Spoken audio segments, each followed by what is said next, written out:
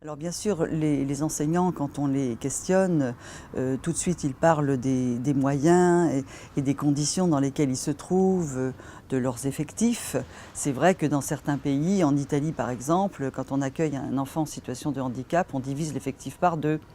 Et puis on met à disposition un enseignant spécialisé. Ce n'est pas tout à fait la même chose qu'un AVS. Je pense qu'il faudrait peut-être que le système éducatif évolue aussi.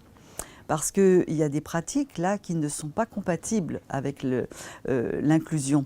Et je ne sais pas si on en a bien conscience quand on prône une école inclusive. Si dans l'intégration, on attend que l'enfant en situation de handicap s'adapte au milieu qui l'accueille, là on attend à l'inverse que le milieu d'accueil soit capable de répondre aux besoins particuliers de ses élèves. Donc c'est une espèce de révolution culturelle en quelque sorte. Au moins, à minima, sensibiliser les enseignants au handicap, aux stratégies particulières à mettre en place, voilà, qu'ils ne se sentent pas comme certains complètement démunis, là, quand voilà, on leur propose d'accueillir un enfant autiste, par exemple, dans leur classe. Et le métier n'a pas vraiment changé, c'est-à-dire qu'il repose sur un principe d'égalité. On donne la même chose à tous, en fait, hein. C'est ce qu'on appelle l'école de l'égalité des chances. Sauf que l'égalité des élèves, sans parler des élèves en situation de handicap, elle n'existe pas. Et c'est vrai que dans notre système, dès que l'écart se creuse avec la norme, à un moment donné, on dit ah non, c'est plus possible, là, l'enfant n'a pas sa place, il serait peut-être certainement mieux ailleurs, avec des spécialistes, etc. Et là, c'est le processus d'exclusion, clairement.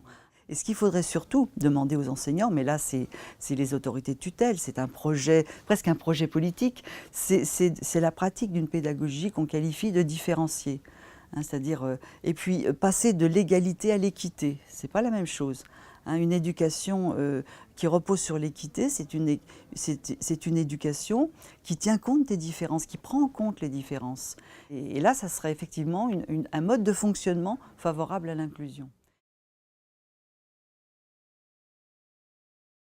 En fait, dans notre système, et même chez les professionnels spécialisés, il y a une tendance à penser que si on a affaire à un handicap lourd, hein, notamment un retard mental, il y a de l'autisme avec du retard mental, et bien dans ce cas-là, il ne faut pas s'acharner, quoi. Il ne faut pas lui en donner trop à l'élève.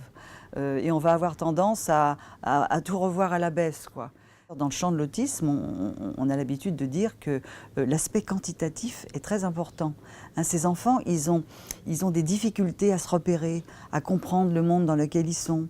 Donc si on les scolarise, comme c'est fait aujourd'hui, à temps partiel, voire très partiel, ben on les met dans une situation de handicap, c'est ce que je dis souvent.